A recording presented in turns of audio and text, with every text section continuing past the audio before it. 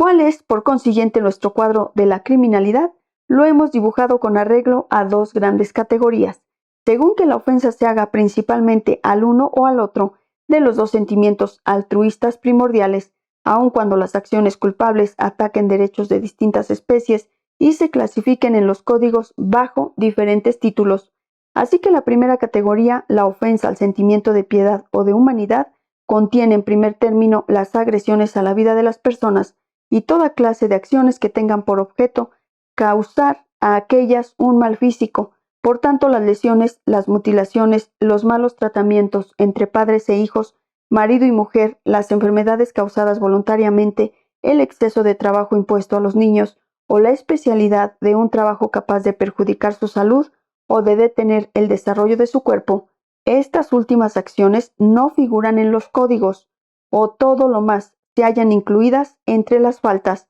En segundo término, los actos físicos que producen un dolor a la vez físico y moral, como la violación de la libertad individual con un fin egoísta cualquiera, bien sea la lujuria, bien el lucro, asimismo la desfloración, el rapto sin consentimiento, la detención arbitraria, etc. Por último, los actos que por un medio directo producen necesariamente un dolor moral, como la calumnia, la difamación, la seducción de una joven con engaños, etc. En la segunda categoría, la ofensa al sentimiento elemental de probidad, colocamos en primer lugar las agresiones violentas contra la propiedad como el robo, la extorsión, la devastación, el incendio, después las agresiones llevadas a cabo sin violencia, pero con abuso de confianza como la estafa, la infidelidad, la insolvencia voluntaria, la bancarrota, la violación de un secreto, el plagio y toda clase de falsificaciones dañosas a los derechos de los autores o de los fabricantes. Por fin, las lesiones indirectas a la propiedad o a los derechos civiles de las personas por medio de mentiras solemnes como los falsos testimonios, las falsificaciones de documentos auténticos, la sustitución de un niño, la supresión de estado civil, etc. Hemos dejado fuera de nuestro cuadro, primero, las acciones que van contra el Estado, como las que pueden ser causa de hostilidades entre las potencias, los aislamientos militares no autorizados, las insurrecciones contra la ley, las reuniones sediciosas, los gritos subversivos, los delitos de imprenta, ora sean excitación para formar una secta o un partido anticonstitucional, ora sean excitaciones a la guerra civil, etc. Después, las acciones que atacan al poder social sin fin político, como toda clase de resistencia a los agentes de la ley, fuera de los casos de muerte o de lesiones, la usurpación de títulos de dignidades o de funciones sin propósito de lucro ilícito, la negativa de un servicio que se deba al Estado, el contrabando, etc. Luego, las acciones que atacan a la tranquilidad pública, a los derechos políticos de los ciudadanos, al respecto debido al culto o al pudor público, como las violaciones del domicilio, las riñas y los duelos en público, el ejercicio arbitrario de un derecho por la fuerza, las falsas noticias alarmantes, la evasión de prisioneros, el falso nombre dado a las autoridades, las intrigas electoras, las ofensas a la religión o el culto, las detenciones arbitrarias, los actos obscenos en público, el alejamiento del sitio de la relegación. Por último, las transgresiones de la legislación particular de un país, como el uso de armas prohibidas sin autorización, la prostitución clandestina, las contravenciones a las leyes de ferrocarriles, telégrafos, higiene pública, estado civil, aduanas, caza, pesca, montes, aguas, a los reglamentos municipales de orden público, etc. Tocante a mi clasificación de los delitos naturales, Aramburu y después de él Lozano suponen que sería fácil demostrar que los delitos comprendidos en una categoría pueden fácilmente pasar a la contraria, porque dicen ellos, lo que es injusto es cruel y lo que es cruel es injusto. Por el contrario, para mí estos dos sentimientos son muy distintos y puede violarse el uno sin atacar al otro, aunque puede también perfectamente ocurrir que ambos sean lastimados por una misma acción. ¿Qué crueldad hay, por ejemplo, en el acto de descerrajar la casa de un ricacho en ausencia del mismo o en distraer algunos miles de la caja de un banco de primer orden? Evidentemente aquí no hay más que improbidad. Y por el contrario, ¿qué improbidad existe en ciertas venganzas que hasta pueden haber sido provocadas por el sentimiento exagerado de una ofensa que hemos sufrido nosotros mismos o nuestro prójimo? Sin duda puede decirse que es siempre malo causar ofensas a alguno, de cualquier modo que sea, pero el mal puede no ser injusto, y en todo caso no se trata del sentimiento de justicia de que nos hemos ocupado y que hemos designado con el nombre de probidad. Se nos ha objetado también diciendo que los sentimientos altruistas tienen poca uniformidad y que el círculo de las acciones delictuosas se ha ido extendiendo cada vez más, pero nosotros admitimos también que los sentimientos altruistas han sido bastante menos en otros tiempos y en otras sociedades. Precisamente este ha sido nuestro punto de partida cuando hemos hablado del progreso de estos sentimientos paralelamente con el de la civilización. Nuestras investigaciones tienen ahora por objeto determinar cuáles son los verdaderos delitos de nuestra sociedad contemporánea, cuya moralidad se funda sobre el altruismo, mientras que la moralidad de otros pueblos y de otras épocas se hallaba fundada sobre sentimientos de distinta naturaleza, tales como el patriotismo, la religión, la fidelidad al rey, el respeto a la casta a que se pertenecía, el orgullo, etc. Yo trato de lo que es delito para nosotros, europeos del siglo XIX, lo cual no impide que el altruismo pueda desarrollarse más todavía y que ciertas acciones que hay no se consideran como delitos no lleguen a adquirir un día este carácter. El progreso aumentará seguramente el sentido moral. Si la sensibilidad moral aumenta, dice Fourier, las cosas que hoy son sencillamente chocantes serán cosas odiosas en el porvenir. Nuestra simpatía se extiende cada día a un número mayor de seres. Se extiende no solo a la humanidad, sino a la naturaleza entera. Por esta razón puede más fácilmente ser lastimada, sobre todo en su fuerza moral. Por consiguiente, con bastante probabilidad llegará a suceder que muchas cosas que hoy se consideran como indiferentes también se consideren como inmortales, y que cosas simplemente inmorales revestirán el carácter de delictuosas, como por ejemplo el abandono de los hijos naturales, la falta de cuidados de los padres para con sus hijos, el hecho de no darles una educación suficiente, o también la crueldad para con los animales, la vivisección, el engordamiento artificial, etc.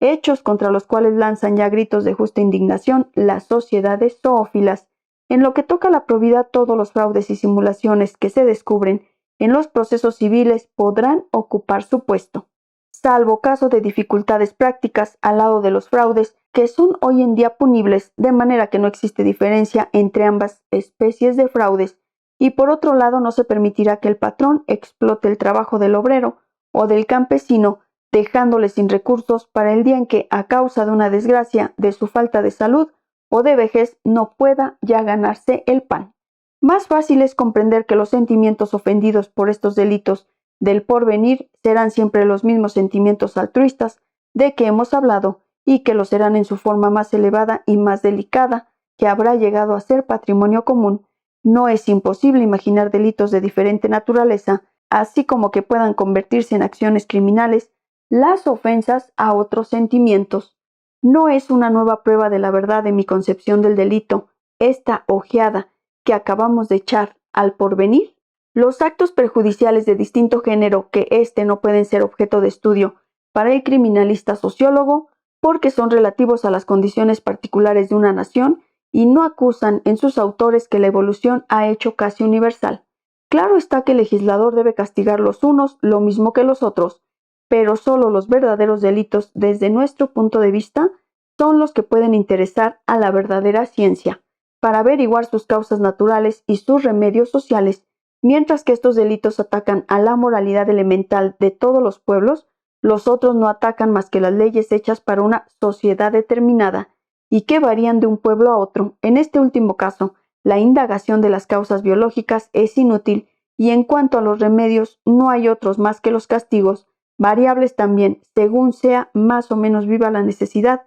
que se sienta de la intimidación. A partir del año 1885, en el cual apareció por primera vez mi definición del delito natural, no han cesado de aparecer críticas. La objeción más común que se me hace es que hay muchos delitos que quedan fuera de mi definición, pero la verdad es que no tengo que defenderme contra esta acusación,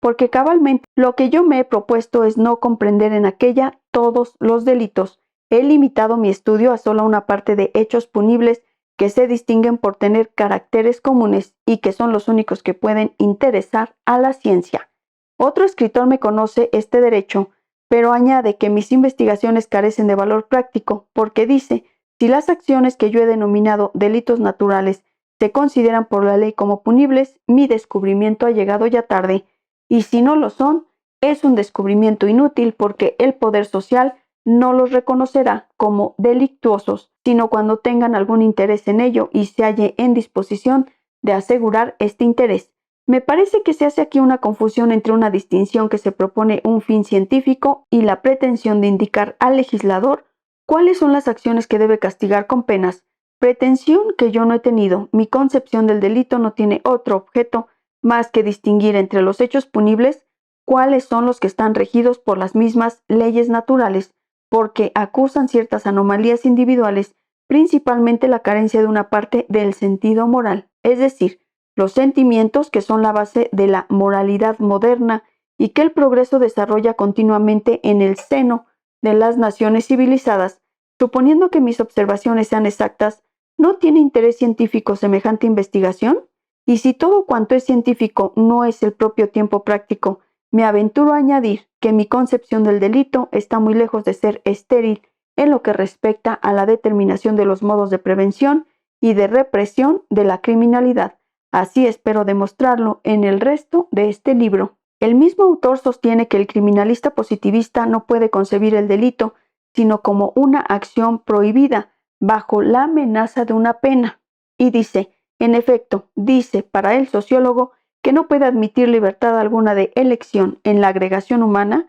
la investigación del delito natural es absurda, porque en tal caso sería algo independiente de las leyes positivas, lo mismo que la explosión de un cañón obedece a ciertas leyes químicas, físicas o mecánicas. El poder constituido no hace otra cosa que someterse a las leyes naturales de la sociedad, prohibiendo cierto número de acciones y permitiendo las demás. Por tanto, toda acción prohibida bajo la amenaza de una pena es un delito natural. Más diré, el único delito natural que existe es el que las leyes consideran como tal. Creo que en esta crítica se altera la significación de las palabras. Sin duda, para el positivista, toda violación de las leyes es un hecho natural, ni más ni menos que la emanación de las leyes y la sanción que las acompaña, pero he tratado yo de negarlo al elegir entre todos los hechos naturales un cierto número de delitos que se distinguen de los demás por el carácter de una inmoralidad especial y al denominarlos delitos naturales para indicar que son tales universalmente en nuestro tiempo, aun cuando luego los consideren como quieran las leyes y los gobiernos, la objeción de mi adversario aparece así más bien un juego de palabras que una crítica profunda. De todos mis adversarios, creo que es Vaccaro el único que se burla del altruismo, que para él no es más que una palabra sin sentido, o por lo menos no tiene ninguna importancia social. Por mi parte le contesto con el siguiente notable pasaje de M. Fouillée. La filosofía contemporánea, lejos de ridiculizar el instinto moral, tiende cada vez más a justificarlo, por lo mismo que descubre en él una institución casi infalible de las leyes más profundas de la vida. En lugar de ver en la piedad una ilusión, ve por el contrario el principal y más seguro medio de desechar la ilusión del yo aislado y que se basta a sí mismo. Añade Vaccaro que no se puede erigir al sentido moral en criterio directivo en materia de criminalidad, porque el sentido moral se debe en gran parte al temor y al efecto de las penas. Por tanto, siendo un producto de estas últimas, sería un anacronismo y un círculo vicioso querer interrogarlo para saber cuáles son las acciones que deberían ser castigadas. Pero ¿ha reflexionado el autor en que se ha producido en todo tiempo un movimiento de reacción social contra ciertas acciones, precisamente porque éstas ofendían más vivamente los intereses o la moralidad de la agregación? Sin duda, debe admitirse que las penas han contribuido a su vez a reforzar el sentido moral, porque el recuerdo de las sanciones penales transmitido hereditariamente de generación en generación ha convertido en un instinto lo que solo era efecto del temor o de un razonamiento. Pero no es menos cierto que las penas por sí solas no han llegado jamás a persuadir a nadie del carácter criminal de ciertas acciones que la opinión pública no ha considerado como deshonrosas, tales como el duelo, el adulterio, el delito político, el libre examen en materia religiosa. ¿Cómo se explica que no se haya formado con tanta fuerza el sentido moral por respeto a estos actos, aun cuando con harta frecuencia hayan sido castigados más severamente que todo otro delito? Por lo demás, hayase formado de una manera o de otra, lo positivo es que el sentido moral existe hoy en día independientemente de las personas He aquí por qué he creído que es posible buscar entre los hechos perjudiciales que hay que reprimir los que deben atribuirse a un grado inferior de moralidad individual. He advertido que aun cuando los hechos de esta especie puedan perturbar la paz pública menos que las acciones de otra clase distinta, sin embargo, la conciencia pública los considera como más graves. Así pues, he distinguido dos clases de hechos dañosos. Los primeros, que colocan a su autor en una condición de inferioridad social y que el lenguaje popular indica como delitos. Los segundos, que se caracterizan por la insurrección contra el Estado o por la desobediencia a las leyes, sin que ni la una ni la otra impliquen en su autor la carencia de los elementos de moralidad considerados como necesarios en las naciones contemporáneas. Espero que les haya gustado la lectura del día de hoy de este libro Clásicos de la Criminología. Leímos a Rafael Garófalo, muy importante en esta ciencia. Estuvo bastante largo el segmento que le dio el doctor Luis Rodríguez Manzanera a este autor. Muchas gracias por escucharme y los espero para continuar con esta y otras lecturas.